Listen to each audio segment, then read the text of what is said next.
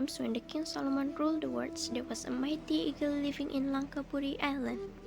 One day, an eagle came and told the mighty eagle that the king of Rome was preparing to marry his son with the princess of China. The king of Rome would send his son by a fleet of ships to China. This news was not liked by the mighty eagle. He then flew to the sky to meet King Solomon. King Solomon reminded mighty eagle that a marriage could not be prevented by anyone if it is Allah's will. But the mighty eagle insisted on preventing the marriage. He eventually came with a deal to King Solomon. If he failed in preventing this, he would go disappear from the eye of humans.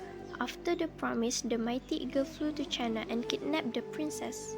The princess and her servants were brought to Langkapuri. They were not allowed to leave the island but to stay. In the meantime, the king of Rome granted the task of accompanying his son to China to Merong Mahawangsa. The prince and Merong Mahawangsa departed and sailed to China and were escorted by a fleet of ships. Suddenly, whenever they reached Kuala Canggusi, the weather became dim as if a strong storm would coming over. They realized it was not a storm, but it was a great mighty eagle coming to destroy them. The attack was defended by Merong Mahawangsa and his army. However, they could not prevent their fleet from splitting. The mighty eagle then flew away as the day becoming dark. They then continued sailing without interruption for a few days. Until they reached Kuala Tawai, suddenly came another attack. The mighty eagle sought to destroy few ships out of the fleet. They sank after the mighty eagle attacked them restlessly. The mighty eagle then flew away. The remaining ships continued sailing to China. Due to the lack of water and food supply, Merong Mahawangsa and the prince decided to stop at Pulau Salang. They had to split. The prince would continue sailing so he would reach China earlier. Merong Mahawangsa would follow after he got the supplies. Unfortunately, at this point, the mighty eagle returned for the final attack.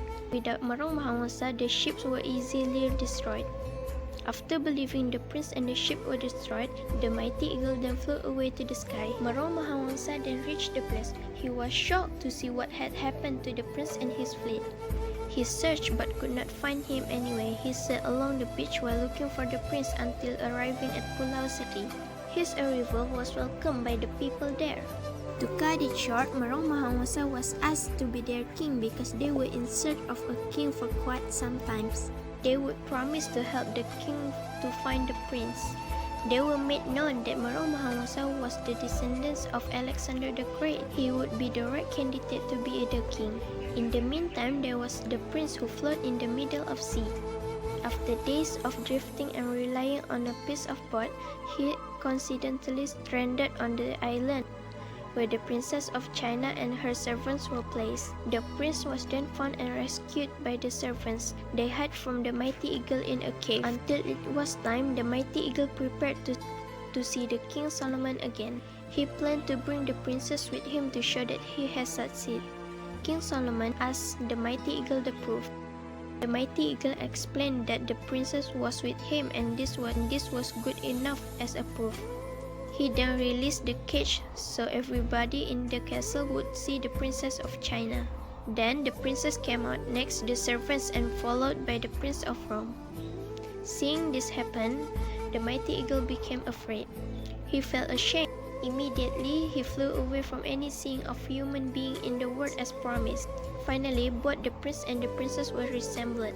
They finally been arranged for a ceremony and married.